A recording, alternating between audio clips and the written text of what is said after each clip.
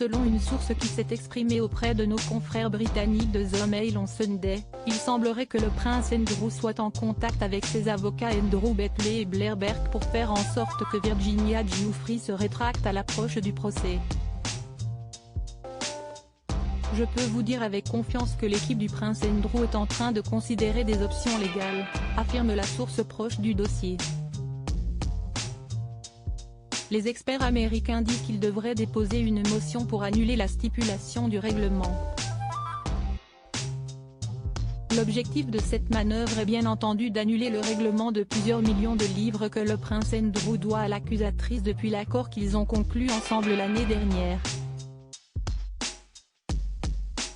Cette idée vient du fait que Virginia Giuffre vient d'abandonner son procès contre l'avocat Alan Dershowitz qu'elle a accusé d'agression sexuelle, admettant qu'elle a peut-être commis une erreur en l'identifiant. Ainsi, cette rétraction soudaine pourrait permettre au duc d'York de poursuivre la jeune femme et d'exiger des excuses de cette dernière. Un pari risqué, mais la source de The Mail on Sunday affirme que le prince Andrew n'a jamais voulu conclure un accord et a toujours insisté sur le fait qu'il était innocent. Le prince Andrew était sous pression, il n'avait aucune option que de conclure un accord. Il ne s'agit pas de l'argent. Il veut un chemin de retour vers une sorte de normalité après une période profondément difficile, poursuit la source anonyme. En effet, le duc d'York n'a cessé de nier les allégations à son encontre.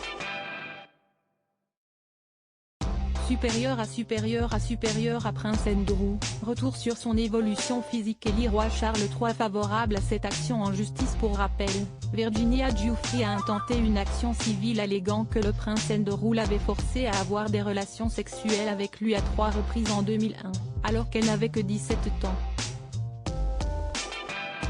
Ce dernier avait alors démissionné de ses fonctions royales et la reine Elisabeth II lui avait retiré ses affiliations militaires.